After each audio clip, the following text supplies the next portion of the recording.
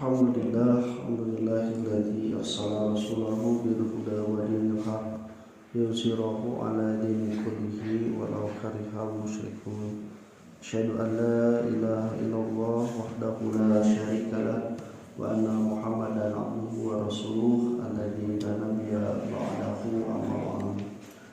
Ikhwati iman rahimakumullah, kurang dugi tina pembahasan terakhir ngenaan pamenta urang di tiap kali sholat, di tiap kali rakaat nyata ihdinas siratal mustaqim, Gusti tunjukkeun abi ka jalan anu lempeng. Pembahasan tentang pamenta urang sadayana diwadah di surah Al-Baqarah di ayat kahiji kaduana ngenaan Al-Qur'an nyata petunjuk nu tidak ada keraguan di dalamnya, termasuk 3 kriteria jalma, aya nu mukmin nu beriman, aya anu kafir, aya oge anu munafik. Lajeng di ayat ke-20 hiji sareng 22 ieu minta Allah Subhanahu wa taala kasakumna umat manusia agar ibadah kamantena bari atas diterangkeun kumaha kalimatan ngantos dipaparikeun. Lajeng mukatiluna ngenaan balasan jalma-jalma anu tidak mau beriman dan tidak mau beribadah kepada Allah Subhanahu wa taala, yaitu dengan melaksanakan Al-Qur'an. Maka Allah Subhanahu wa taala menantang untuk membuat suatu kitab atau suatu ayat yang semisil yang sama dengan Al-Qur'an. Nah, jika tidak maka Allah mengancamnya dengan api neraka. Kemudian di ayat 25 Allah Subhanahu wa taala memberikan kabar gembira bagi mereka yang mau beriman dan beramal soleh. Diperintah di ayat ke-21, maka balasan surga dengan berbagai kenikmatannya itu menjadi wasilah bagi mereka, balasan yang akan diterima dari jerih payah, susah, capek, lelah selama di dunia. Kemudian di ayat ke-26 ya Allah Subhanahu wa taala menyatakan bahwa untuk mendapatkan kebenaran itu, walaupun untuk mendapatkan hidayah itu tidak perlu besar-besar, walaupun dengan seekor nyamuk pun masih bisa mendapatkan hidayah, apalagi dengan yang besar. Maka kalau yang kecil saja tidak bisa menjadi hidayah, apalagi yang besar, berarti yang bermasalah orangnya mau tidak menerima hidayah tersebut. Tapi kalau orang mau dan ingin mencari hidayah, tong wakamah nu gede nu leutik oge bisa kapan. Lajeng wa rahimahumullah di ayat ke-27 keheranan Allah Subhanahu wa taala tentang orang-orang yang kafir terhadap Allah, ingkar terhadap Allah, padahal Allah yang menciptakan, Allah yang menghidupkan dari tidak ada, dari mati yang pertama, kemudian Allah yang akan mematikannya, kemudian Allah yang akan membangkitkan sampai pada mereka kembali pada Allah Subhanahu wa taala. Nah, itu adalah orang-orang yang ingkar pada Allah Subhanahu wa taala. Kemudian di ayat 28 29 Allah Subhanahu wa taala menyebutkan lagi tentang orang-orang yang ingkar tadi, yang fasik tadi, dengan menyebutkan bahwa Allah lah yang telah menciptakan bumi dan langit. Di ayat ke-30 Allah Subhanahu wa taala tuntut sampai 31 33 Allah Subhanahu wa taala menerangkan tentang penciptaan manusia pertama yang akan diberi amanah khalifah, Nabi Adam alaihissalam, dan bagaimana dialog yang terjadi dengan para malaikat. Di sini Allah Subhanahu wa taala juga menerangkan bagaimana dia memberikan hidayah itu adalah dengan membangun argumentasi. Jadi manusia itu diberikan akal supaya bisa menerima hidayah. Dan hidayah Allah Subhanahu wa taala Quran adalah yang paling argumentatif, yang paling rasional bagi manusia. Kemudian watimakumullah di ayat selanjutnya ayat 34 Allah menerangkan tentang keunikan penciptaan manusia yang sungguh berbeda dengan hewan, di mana manusia itu mempunyai unsur yang disebut dengan rohani. Rohani tersebutlah yang bisa memfungsikan akal manusia, otak manusia, sehingga berbeda dengan makhluk yang lain. Sehingga manusia mempunyai kemampuan yang paling mendasar adalah mengetahui nama, fungsi, kemudian bahaya yang ditimbulkan dari benda-benda.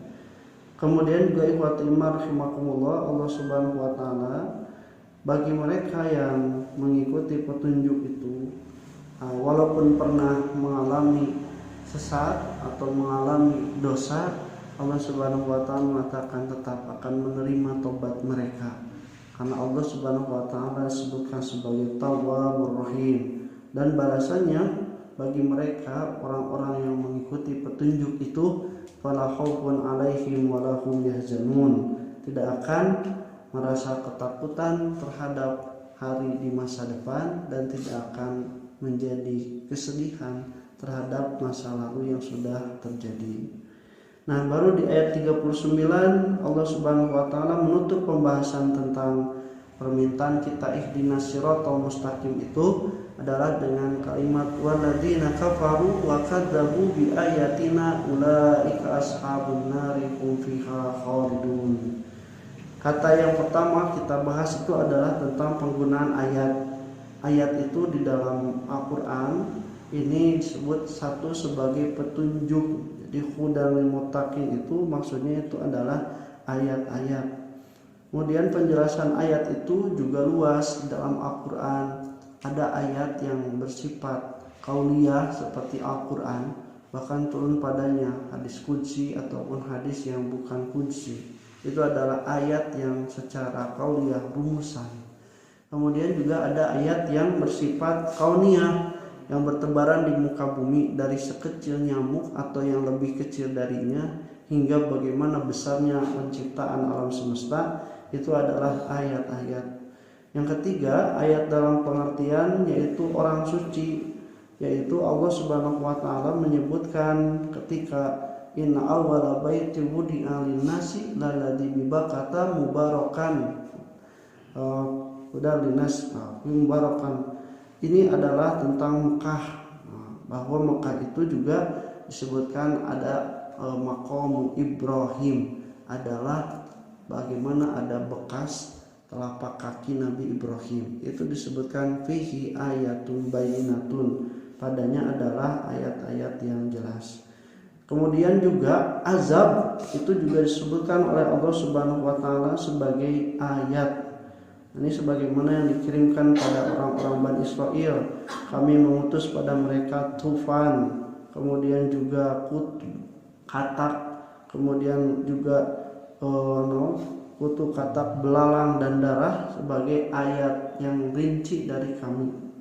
Kemudian di ayat kelima juga ayat digunakan dalam pengertian mukjizat. Mukjizat ini sebagaimana di dalam Al-Quran Allah Subhanahu wa taala di Al-Maidah ayat ke-114 bahwa Allah Subhanahu wa taala menerangkan bagaimana tentang Nabi Isa yang meminta kepada Tuhannya untuk menurunkan Nabi Musa menurunkan pada Tuhannya ma'idatan minas sama'i, hidangan dari langit. Ini jadi mukjizat. Nah, lalu apa kalau di ayat ini, di ayat 39, maksud ayat itu apa? Bahwa dari berbagai macam pengertian ayat di dalam Al-Quran itu pada dasarnya satu, ayat itu adalah alamatun, adalah ciri, dilalatun yang menunjukkan pada siapa? Pada Allah Subhanahu wa taala. Apapun itu bentuknya, semuanya menunjukkan bagaimana Allah Subhanahu wa taala itu eksis melalui tanda-tanda yang ada di dalam dunia ini ataupun dalam Al-Quran. Nah, ayat yang dimaksud di sini adalah petunjuk dari Al-Quran, petunjuk dari Alkitab, kitab yang terus diturunkan oleh Allah Subhanahu wa taala bagi para rasul. Maka ketika waladzina kafaru wa kadzabu bi ayatina ini tidak akan masuk kalau diartikan sebagai mukjizat, karena mukjizat sudah tidak lagi ada di sekeliling kita. Maka yang dimaksud kafaru kadzabu bi ayatina ini adalah Al-Quran untuk kita, karena Al-Quran pun mukjizat. Nah, ketika manusia menolak dan mendustakan kepada Al-Quran, maka oleh Allah Subhanahu wa taala mereka lah yang divonis ulaika ashabun nar. Mereka adalah orang-orang yang akan mengisi neraka. Nah, ikhwatul iman rahimakumullah, di ayat ini Allah Subhanahu wa taala mempertegas kembali sebagaimana terangkan di ayat 24 yang mengancam orang-orang yang mengingkari Al-Quran, maka jika kalian tidak bisa membuat dan kalian pasti tidak bisa membuat, maka takutlah pada api neraka yang bahan bakarnya itu adalah batu dan manusia. Nah, ikhwatu iman rahimakumullah, di ayat ini juga Allah Subhanahu wa taala mengatakan ulaika ashabun nari hum fiha khalidun. Nah, mereka adalah pengisi-pengisi surga neraka. Maka ayat ini juga mempertegas ayat yang ke-24 bahwa manusia yang ingkar, tidak mau menerima dengan alasan tapi tidak bisa membuktikan mana yang menurut mereka benar, maka itu adalah bukti kesombongan, tidak mau menerima ayat Al-Quran. Nah, ikhwatul iman rahimakumullah, tuntutan tentang petunjuk yang kita bahas ihdinas siratal mustaqim berakhir di ayat 39 dengan begitu jelasnya, yang begitu detailnya Allah Subhanahu wa taala runut dengan bagaimana orang-orang dan makhluk-makhluk Allah yang terdahulu. Maka kalau manusia sudah mengetahui ayat ini tetapi mereka masih memilih pada kesesatan, jelas oleh Allah Subhanahu wa taala dikatakan mereka akan menjadi penghuni api neraka. Mereka itu kekal di dalamnya. Insyaallah kita lanjutkan nanti di ayat selanjutnya, masuk pada pembahasan tentang salah satu kaum yaitu Bani Israel. Qul qouli hadza wa astaghfirullah li wa lakum. Assalamualaikum warahmatullahi wabarakatuh.